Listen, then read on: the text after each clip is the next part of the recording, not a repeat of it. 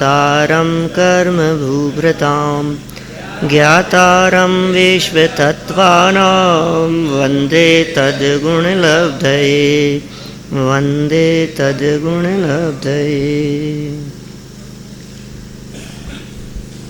तत्वार सूत्र महाशास्त्र की यह सर्वार सिद्धि नामक टीका है। 7वां अध्याय अपना यहाँ समापन की ओर है। अतिचारों की चर्चा चल रही थी।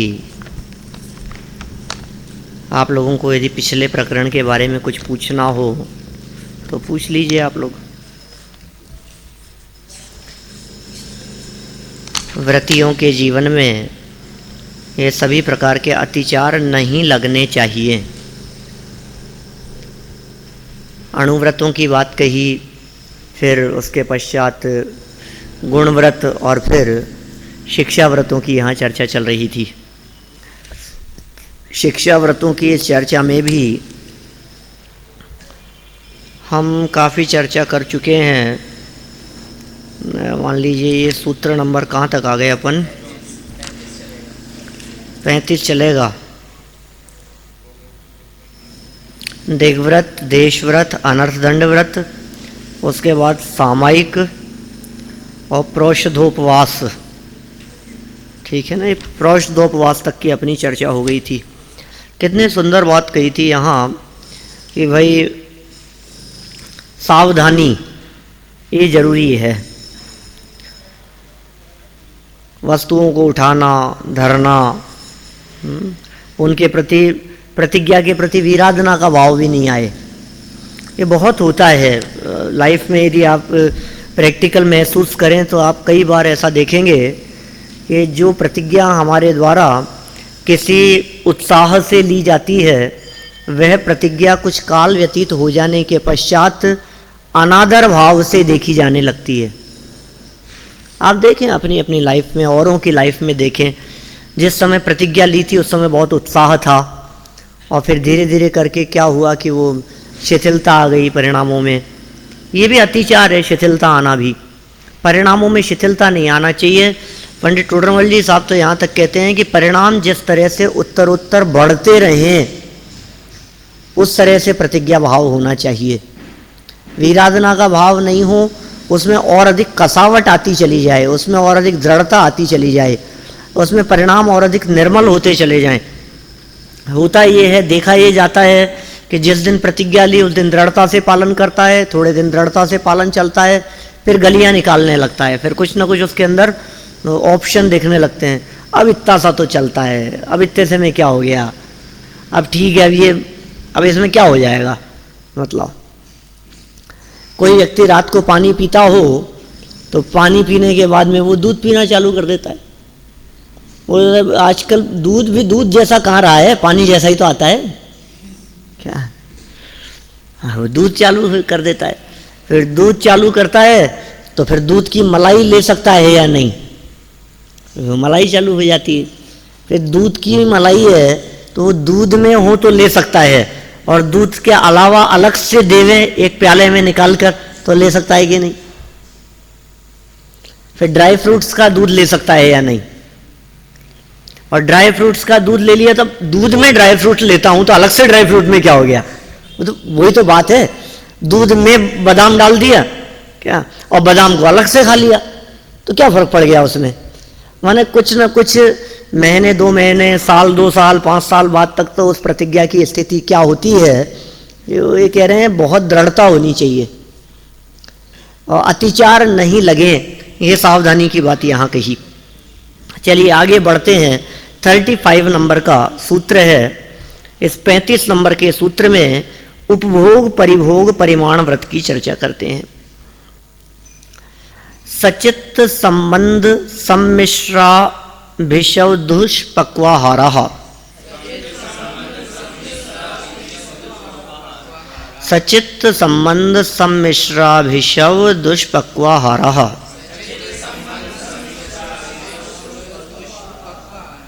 पांच बातें कहना चाह रहे हैं, सबके 5-5 अतिचारों की बात कही थी।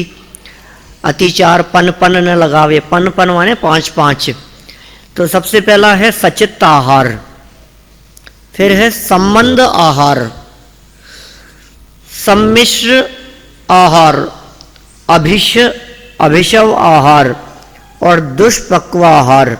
ये उपभोग परिभोग परिमाण व्रत के 5 अतिचार हैं। सचित्त आहार क्या कहलाता है? चित्त सहित है वह सचित्त है। आपने परिमाण लिया भोग उपभोग संबंधी, खान पीन की चीज़ों संबंधी, तो उसमें सचित्त चीज़ों के संदर्भ में ली गई मर्यादा, और फिर मर्यादा में भी फिर वो उसको सचित्त नहीं जानकर या सचित्त को अचित्त करके उसको लेवे कि अब ये सचित्त नहीं है, ये तो सूख गया है, ये सब सचित्त के अंतर्गत आता है। सचित्त से चेतना सहित द्रव्य लिया जाता है, वो सब सचित्त है जिनमें चेतनाएं हैं। फल फ्रूट समझ लीजिए, हरी सब्जियां समझ लीजिए। अपन अष्टमी चतुर्दशी को हरी क्यों नहीं खाते? 10 लक्षण अष्टानिक आदि पर्वों में हरी का क्यों त्याग करते हैं? लौकी में क्या दोष है बतलाओ? तो यही दोष है कि वो हरी है, हरी सब्जी है, उसमें जीव है। आलू आदि के अंदर अनंत जीव हैं और इनमें भी जीवों की कमी नहीं है, जीव तो बहुत हैं। ब्रह्मचारी रायमल जी ने तो जीवन पर्यंत के लिए हरी सब्जी का त्याग कर दिया था, आप जानते हैं।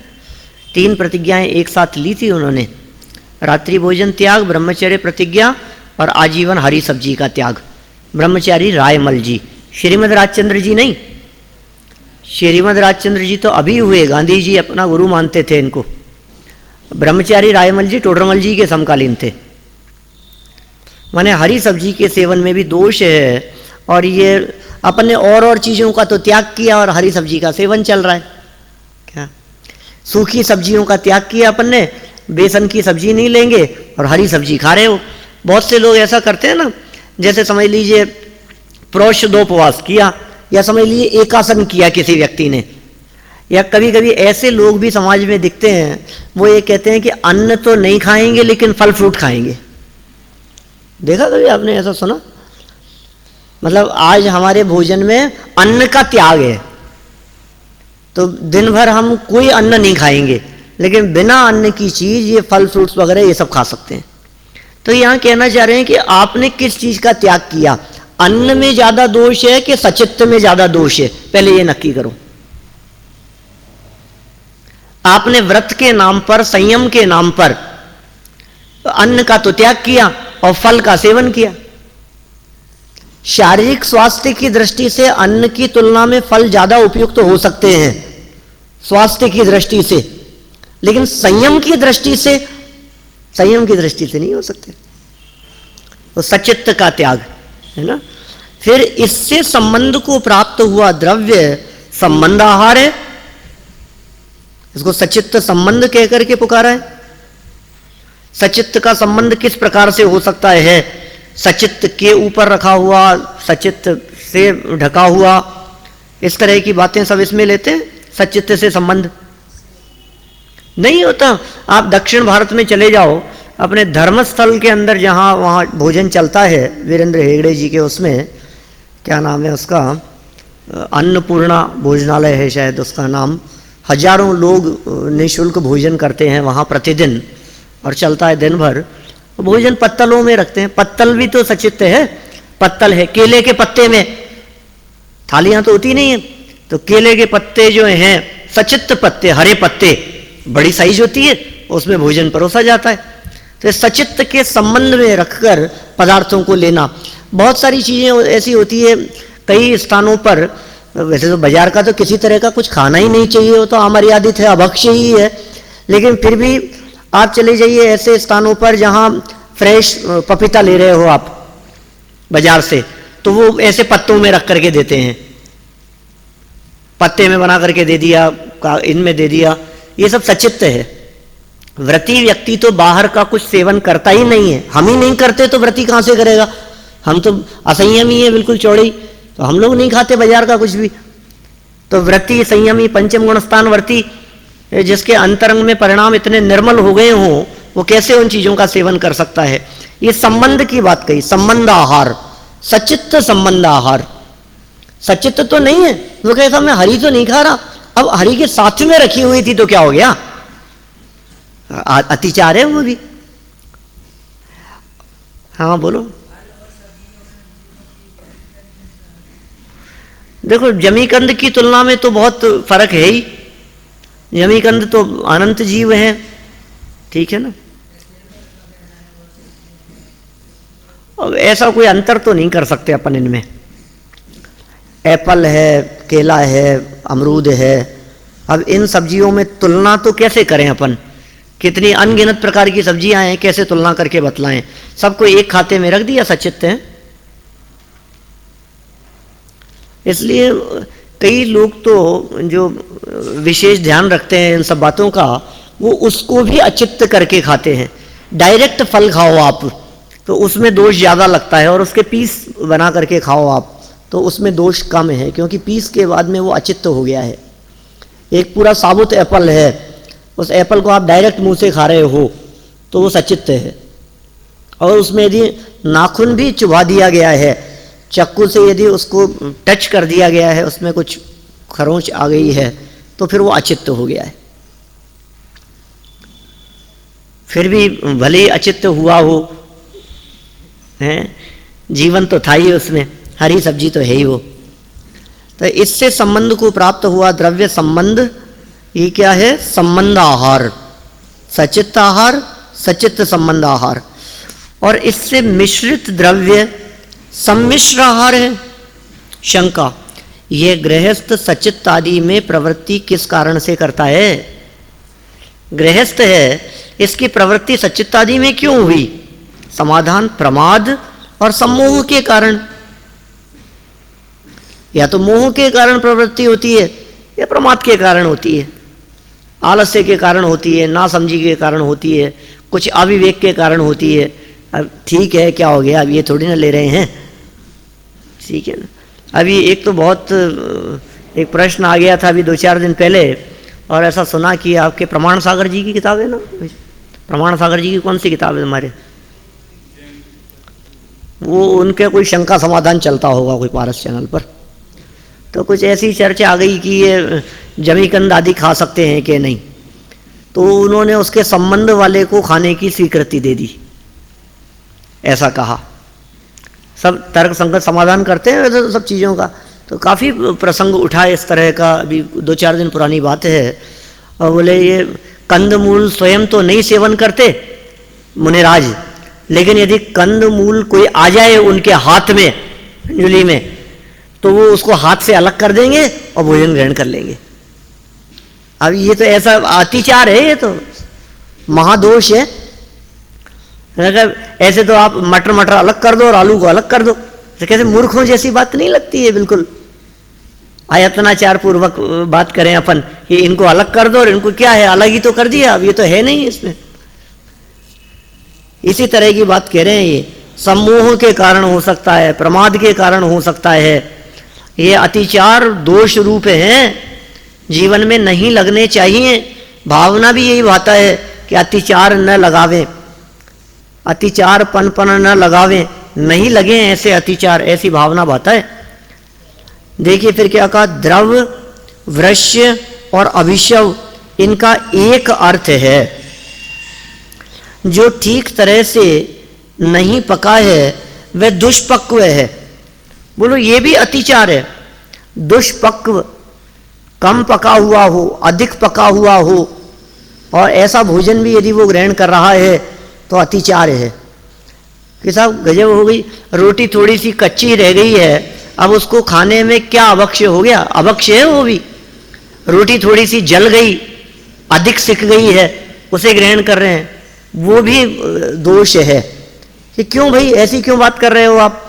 कम पकी हुई अभक्ष्य कैसे हो गई, ज्यादा सीखी हुई अभक्ष्य कैसे हो गई? तो ये कहते हैं तीव्र राग के बिना, तीव्र मोह के बिना कच्ची अब अधिक पकी हुई का सेवन संभव नहीं है, इसलिए अभक्ष्य है। आप कच्ची को भी नहीं छोड़ रहे हो, क्यों? आपको लग रहा है खा लो, वेस्ट क्यों करो, खा लो इसको। अब थोड़ी ज्यादा सिक गई तो क्या हो गया, अब ठीक है चलता है ये तो इस तरह का भोजन भी नहीं। चलित रस आहार के अंतर भी इस तरह की बातें आती है, जिनका रस चलायमान हो गया हो। वो चलित रस अभक्ष्य कोई अभक्ष्य थोड़ी ना, लेकिन 22 अभक्ष्यों में एक अभक्ष्य का नाम बतलाए, चलित रस। ये कौन सा पदार्थ है चलित रस? बस स्वाद बदल गया। ये फ्रीज में रखी हुई जितनी फल सब्जियां वगैरह और कई कई दिन तक रखी रहती है, उसका स्वाद बदल जाने पर भी हमें पता नहीं लगता उसकी ठंडक के कारण। कई दिन हो गए, ऐसा थोड़ी ना कि उसमें परिणमन नहीं हुआ होगा। आपको तो लगता है कि नहीं, कुछ भी नहीं, वैसे की वैसी रखी है, वैसे की वैसी नहीं रखी है, उसका परिणमन प्रति समय चालू है। तो दुष्पक्व को भी यहां भोग परिमाण का एक अतिचार बतलाया गया। ये 5 शब्द आहार के विशेषण हैं, या इनसे आहार 5 प्रकार का हो जाता है। यथा सचित्त आहार, पहले प्रकार का आहार हुआ सचित्त आहार। फिर सचित्त आहार के बाद में कहा संबंध आहार, उसका संबंध बैठाना। सम्मिश्र आहार, सम्मिश्र के अंदर मिला हुआ ही है, हाँ मिल गया हो। एक तो संबंध था, संबंध में तो टच है, और ये मिला हुआ है। संबंध में तो इस तरह का आहार लेना जो उसके ऊपर रख करके लिया हो, पत्ते के ऊपर रख करके लिया हो। कुछ इस तरह की बातें भी बतलाई है, और ग्रंथों में इस प्रकार की चर्चाएं भी आई है। इन्हीं सूत्रों की व्याख्या करते हुए सचित्त से ढका हुआ, अब सचित्त पर तो नहीं है, सचित्त को छुआ भी नहीं है, लेकिन सचित्त पत्तल से ऊपर से ढक दिया पत्ते से उसको, वो भी अतिचार है। इसको तो लेंगे अपन संबंध में, सचित्त के ऊपर रखा हुआ या सचित्त से ढका हुआ, ये तो हो गया संबंध। और सम्मिश्र का अर्थ है उसी में मिला हुआ। अब जैसे समझ लीजिए ड्राई फ्रूट हैं और ग्रेप्स हैं, अंगूर वगैरह हैं। अब अंगूर तो हरे हैं और बादाम वगैरह हैं वो सूखे हैं। अब वो कुछ बर्तन नहीं था तो एक ही बर्तन में उन सबको रख लिया, देखा नहीं मेरे तो हरी का त्याग है, तो कोई बात नहीं, बादाम खा लेते हैं, अंगूर छोड़ देते हैं। तो जो उसके साथ में जो घुलमिल करके एक में होकर के जो रहे, उनकी बात है। साथ में एक ही स्थान पर रखे हुए हैं, आज अष्टमी है, मैं तो खाता नहीं हूँ, हरी नहीं खाता हूँ, आप खाते हो, कोई बात नहीं, आप इसमें से ग्रेप्स ले लो, मैं इसमें से एलमंड ले लेता हूँ, तो क्या दिक्कत है? बोलो। भोजनालय में कच्ची रोटी आती है, तो जैसे कच्ची रोटी है तो बच्चे तो ये सोच के खा लेते हैं फेंकेंगे, इससे अच्छा हम खा ही लें। भाई ये तो व्रतियों की चर्चा कर रहे हैं, देखो हम क्या, ये पंचम गुण स्थान व्रती जीव के अतिचार हैं, ठीक है ना। हमें भी नहीं खानी चाहिए, सावधानी रखें, नहीं खाएं। 2-4 दिन वेस्ट होती हुई दिखाई देगी तो अपने आप समझेंगे, उस चीज़ को सही करने का प्रयास करेंगे, उस चीज़ में सुधार होगा। कोई बात नहीं, अब एक और बचा है, क्या करें। ये तो सब व्यक्तिगत चीज़ें हैं, हम किसी के दोष न देखें, दूसरे के ऊपर दोषारोपण न करें, औरों के दोष देख देख कर कशाई न होवे। दूसरा व्यक्ति यदि खाता है तो उसे देख करके उसकी निंदा आलोचना न करें। अपने में यदि किसी प्रकार का दोष हो तो निकाल देवें। ये तो आत्म कल्याण के लिए है ये सब बातें। अब नहीं दिया इन्होंने तो क्या करें। ये तो पांच तो मुख्य रूप से कहें, शायद पहले भी इस तरह की बात आई थी कि साहब ये आपने 5 ही बतलाए हैं, क्या इसके अलावा और नहीं हो सकते? ये बहुत हो सकते हैं, लेकिन इन्होंने एक ठीक क्राइटेरिया बना लिया कि सबके बारे में अपन 5 ही बतलाएंगे। माइंड सेट कर लिया। आपसे परीक्षा में जैसे मान लीजिए अंतर पूछे गए तो आपने माइंड सेट कर लिया कि कम से कम 5 अंतर तो अपन लिखेंगे, सबके 5 ही अंतर लिखे आपने, तो ज़्यादा नहीं हो सकते थे क्या? हो सकते थे, लेकिन अपन ने 5 लिखे हैं। तो ऐसे ही सबके अतिचार 5 बतलाए हैं। दोष तो बहुत प्रकार के हो सकते हैं, दोषों की भी कोई काउंटिंग होती है क्या? दोष तो अनगिनत प्रकार के हैं, दोष तो अनंत हैं, दोषों की कहाँ तक कथा गाएं हम। निर्दोष स्वभाव एक रूप है और दोष के अनेक प्रकार हैं। इसमें समय सार 73वीं गाथा की चर्चा करते हुए वहाँ इस तरह की चर्चा की है, कुछ इस तरह का प्रसंग उठाया और ऐसा कहा, उसमें विश्व रूपत्व ऐसे शब्द का प्रयोग आया है। क्रोधादि भावों का विश्व रूपत्व, अनेक रूपत्व, माने स्वभाव एक रूप होता है और विभाव अनेक रूप होता है। स्वभाव में कोई भेद नहीं है, स्वभाव तो जैसा है वैसा ही अनादि अनंत एक रूप ही है। और जो भी विभाव होगा उस विभाव में अनेकता होती है, विभाव में विविधताएं होती है। तो विविधताओं का कारण क्या है? विकार। विकार में विविधता है। ये दोषों की चर्चा चल रही है यहाँ कि दोष कितने प्रकार के, दोषों के प्रकार क्या कि साहब पाप कितने प्रकार के? पाप 5 है। पाप 5 ही होते हैं क्या? पाप तो अनगिनत है। ये साहब 5 ही तो बतलाए हैं। अब क्या करें, कितने बतलाएं तुम्हारे को? सप्त व्यसन पाप नहीं है क्या? ये साहब 5 पापों में तो सप्त व्यसनों का नाम नहीं है। हिंसा का नाम है, उसके अंदर झूठ चोरी कुशील परिग्रह है, लेकिन उसके अंदर समझ लीजिए परस्त्री सेवन का नाम नहीं है, कि मांस भक्षण का नाम नहीं है। हिंसा के अंतर्गत आप शिकार को तो शामिल कर सकते हो। कितनी तरह की बातें हो सकती है उसमें। 4 कषायों की चर्चा है, ये सब पाप ही है। ऐसे ही क्या कहा? सचित्ताहार, संबंधाहार, सम्मिश्राहार, अभिशवाहार, दुष्पक्वाहार, ये सब भोगोपभोग परिसंख्यान व्रत के 5 अतिचार हैं। ठीक है, 35 हो गए हैं सूत्र। एक और देखिए 36 नंबर का सूत्र क्या कहते हैं। ये किसके अतिचार हैं? अतिथि संविभाग के अतिचारों की चर्चा करते हैं। 36 नंबर सूत्र पढ़ता हूं। सचित्त निक्षेपापिधान,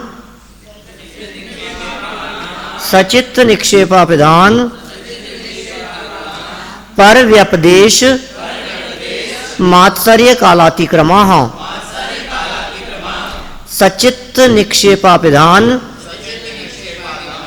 पर व्यपदेश मात्सर्य कालातिक्रमाः। सचित्त निक्षेपापिधान पर व्यपदेश मात्सर्य कालातिक्रमाः। इसी तरह की बातें ये इसमें और शामिल कर ली तो इनमें अपने को फिर अंतर करना पड़ेगा।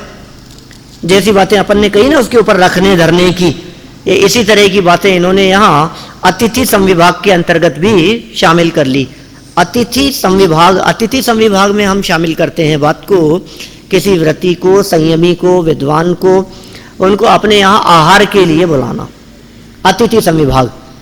उन्होंने दौलत राम जी ने लिखा, मुनि को भोजन दे फेर निज करे आहारे। ये अतिथि संविभाग में ली है बात।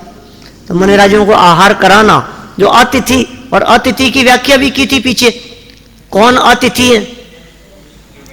जो बिना बुलाए आए, बिना निमंत्रण के आए, जिनका आने की कोई तिथि, कोई समय नक्की ना हो, वो अतिथि है। ये व्याख्या की है पूज्यपाद स्वामी ने, पीछे पढ़ी है हमने। तो इस तरह की जो बातें हैं, जो उन व्रतियों के संदर्भ में, व्रतियों को आहार कराने के संदर्भ में है, उसमें किस किस प्रकार के दोष लग सकते हैं। सबसे पहला का सचित्त निक्षेप। सचित्त कमल पत्र आदि में रखना सचित्त निक्षेप है। ठीक है, ये पहली चीज, कमल पत्र आदि के अंदर रख करके। और अपिधान का अर्थ है ढाकना। सचित्त कमल पत्र पे रखना और अपिधान का अर्थ है ढाकना, माने नीचे भी और ऊपर भी।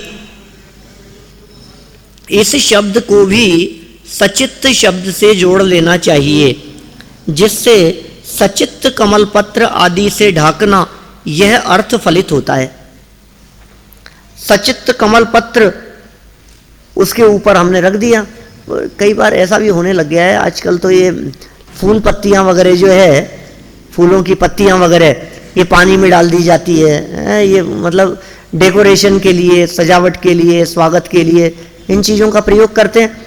अपन तो हरी पत्तियों को इनको छूते ही नहीं है, लेकिन लोग स्वागत में इस तरह के कार्य करते देखे जाते हैं जगत में।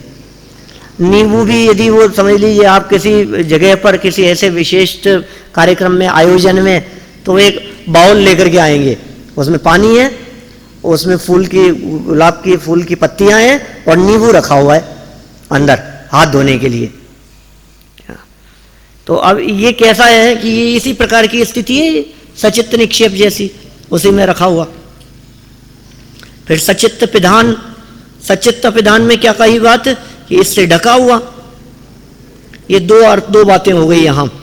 इस दान की वस्तु का दाता अन्य है यह कहकर देना, यह पर व्यपदेश है। क्या कहा? इस दान की वस्तु का, किसी को आहार दे रहे हैं समझ लीजिए। अब आहार देते समय वो कोई दूसरे का बनाया हुआ है आहार, इसको भी सकरा कह करके पुकारा जाता था पहले तो बहुत समय में।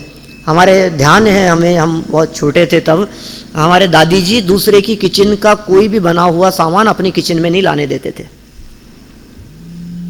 मैं बात बतला रहा हूँ आपको, करीब करीब 25-30 साल पुरानी बात बतला रहा हूँ। मैंने यदि समझ लीजिए किसी और के यहाँ किचन में कोई चीज़ बनी है तो वो चीज़ अपनी किचन में नहीं ला सकते आप, हमारी किचन में नहीं आएगी। वो तो बहुत सावधानी रखते थे, बहुत संयम से रहते थे। मतलब हम लोग भी यदि बच्चे हैं और बिना धुले हुए वस्त्र पहने हुए हैं तो आप किचन में कदम नहीं रख सकते। बिल्कुल एक मर्यादा रहती थी। तो हमें लगता था कि ये क्या नाटक है, इससे क्या हो गया उसमें। तो ये जब बात यहाँ पढ़ते हैं कि ये अतिचार है, ये अतिचार क्यों है भैया, कि आपने अतिथि संविभाग के अंतर्गत किसी व्रती को, किसी संयमी को अपने यहाँ भोजन करने के लिए बुलाया और आपने उसको पड़गाहन करते समय कहा कि आहार जल शुद्ध है। आपने बोला ना, मन शुद्धि, वचन शुद्धि, काय शुद्धि, आहार जल शुद्ध है ना। 3 परिक्रमा देकर के उनको अपने यहाँ आहार के लिए आपने निमंत्रित किया, वो आपके यहाँ आहार करने के लिए आए।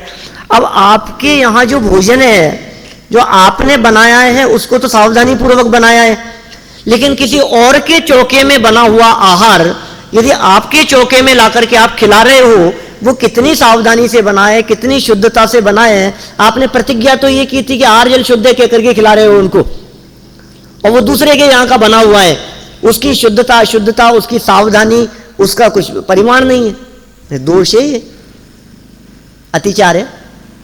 किसी और के यहाँ बना हुआ, देखो यहाँ क्या लिखा, इस दान की वस्तु का दाता अन्य है कहकर देना, ये पर व्यपदेश है। ये अपनी नहीं है, ये किसी और की है ऐसा कहकर के उनके यहाँ से आई है। वहां से आने में किस चीज को छुआ होगा, कहां से आई होगी, कौन लाया होगा, किसने बनाई है, कितनी शुद्धता से बनाई है, कितनी असावधानी, कहां से कहां तक चल करके आने में, ये पॉइंट कहा यहां। और इसका तो बड़े पंडित जी हैं अपने, वो तो ऐसा अर्थ करते हैं, सकरी, सकरी शब्द का अर्थ, ये सकरा क्या है, सकरा माने संकीर्ण हो जाना, मर्यादा का संकीर्ण हो जाना, उसका नाम है सकरा। किसी भी चीज की जो मर्यादा है, समझ लीजिए पिसी हुई चीजों की मर्यादा, आटे की मर्यादा है, बूरे की मर्यादा है, जो भी चीज की मर्यादा है उस मर्यादा के संकीर्ण हो जाने का नाम है सकरा। संकीर्ण शब्द का अर्थ किया उन्होंने ऐसा। और कैसे संकीर्ण हो जाना, जैसे मान लीजिए आटे की मर्यादा अलग अलग मौसम में अलग अलग प्रकार की बतलाई गई। अब जैसे समझिए 7 दिन की मर्यादा है, ठीक है, 3 दिन की मर्यादा है। अब 3 दिन की मर्यादा उस आटे की है और आपने गीले हाथों से उसमें से आटा निकाल लिया, तो जो पानी की मर्यादा अंतर्मूर्त की है, तो वो पानी का स्पर्श हो गया तो उस आटे की मर्यादा अंतर्मूर्त रह गई।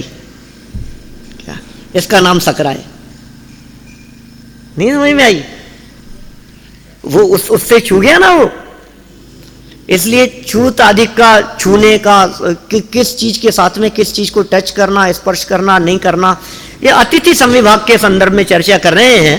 व्रतियों के जीवन में है भावना इस प्रकार की बातें हैं कि जब कभी भी ऐसा व्रती अवस्था रूप हमारा जीवन होवे तो इस तरह से दोष हमारे जीवन में न लगे और निर्दोष रीति से हम इन सब बातों का पालन करें।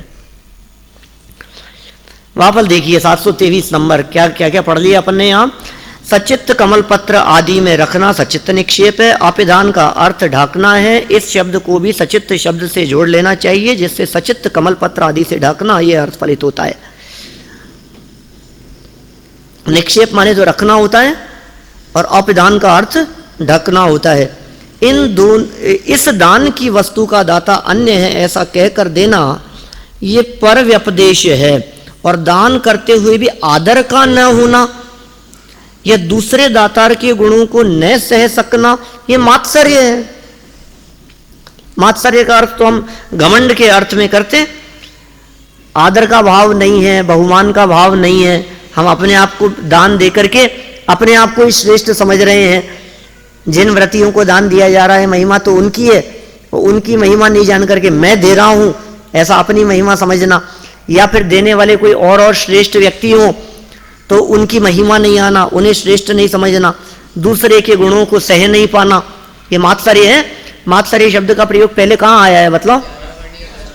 हाँ, ज्ञानावर्णी और दर्शनावर्णी कर्म के आश्रव के हेतु बतलाते समय कहा था, तत्प्रदोष निन्हव मात्सर्यांतराया साधनोपघाता ज्ञान दर्शनावर्णियो हो। तो तत्प्रदोष निन्हव मात्सर्य, वहां भी मात्सर्य के अंदर इसी प्रकार की बात कही थी। अपमान दूसरों का, दूसरों की महिमा नहीं आना, स्वयं घमंड रखना अपने ज्ञान का, ये ज्ञानावर्णी कर्म के आश्रव के कारण है। कितने हो गए यहां तक? 4 हो गए ये मात्सर्य तक, 5 अतिचारों में से 4 हो गए। फिर भिक्षा काल के सिवा दूसरा काल अकाल है और उसमें भोजन कराना ये कालातिक्रम है, ये भी अतिचार है। काल निकल जाने के बाद कभी कभी ऐसा भी होता है, कहीं कहीं अपने मूलाचार आदि ग्रंथों में या कहीं इस तरह का उल्लेख आया है कि प्रातःचर्या के लिए ना निकलें तो शाम के समय भी निकलने का उल्लेख आया है। लेकिन वो कालातिक्रम है, अतिचार है वो, समय टाल करके। क्योंकि श्रावक कब खड़ा रहेगा बतलाओ आपके लिए आहार के लिए? एक निश्चित समय है, तो उस समय तो श्रावक मुनिराज को भोजन देने के लिए, पड़गाहन के लिए उनका इंतजार करता है, भाव भाता है कि मुनिराज का आहार हमारे यहाँ हो।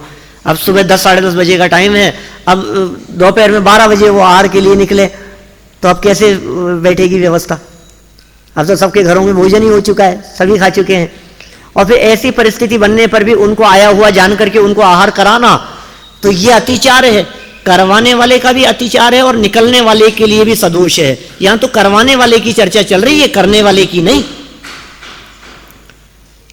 क्योंकि ये जो अतिचार है, ये अतिथि संविभाग नाम का व्रत ये मुनिराजों के नहीं है। अतिथि संविभाग नाम का व्रत तो श्रावक के है। अतिथि संविभाग नाम का व्रत तो पंचम गुणस्थान व्रती के हैं। और ये व्रती व्यक्ति मुनिराजों को अपने यहां आहार कराता है, तब जाकर के इस व्रत का पालन कहलाता है। तो उनके काल का टालना नहीं, काल को टाल करके आहार कराना, यह भी कालातिक्रम कहलाता है, यह भी अतिचार है। दूसरा काल अकाल और उसमें भोजन कराना, ये कालातिक्रम है। भिक्षा काल के सिवा दूसरे काल में, ये सब अतिथि संविभाग शील व्रत के 5 अतिचार हैं। इस तरह से अपन ने यहाँ ये इसकी भी चर्चा की है। अब एक नया प्रकरण, मतलब इसी अतिचार से जुड़ा हुआ, जो सल्लेखना के संदर्भ में है, इसकी चर्चा फिर अपन आगे करेंगे। 3 ही सूत्र बचे हैं इस अध्याय में। देखते हैं यथा समय, जैसा भी समय मिलेगा अपन करते हैं बात।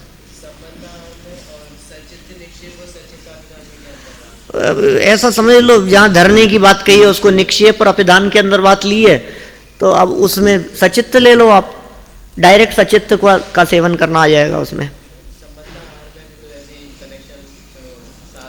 संबंध के अंदर तो साथ रहने की बात कही है, और यहाँ इसके ऊपर धरने की बात कही है, वहां मिलने की बात कही है।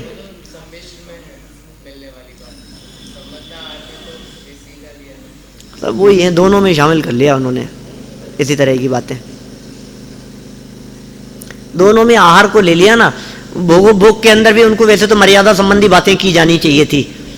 भोगो भोग परिमाण के अंतर्गत अकेला खान पान की बात ही तो नहीं है, सब तरह के परिमाण की बात है। लेकिन उन्होंने आहार चर्या को ही मुख्य किया, और ये तो स्पेशली है ही अतिथि संविभाग में तो आहार की चर्चा, दोनों में वही लिया है। चलिए, महावीर भगवान की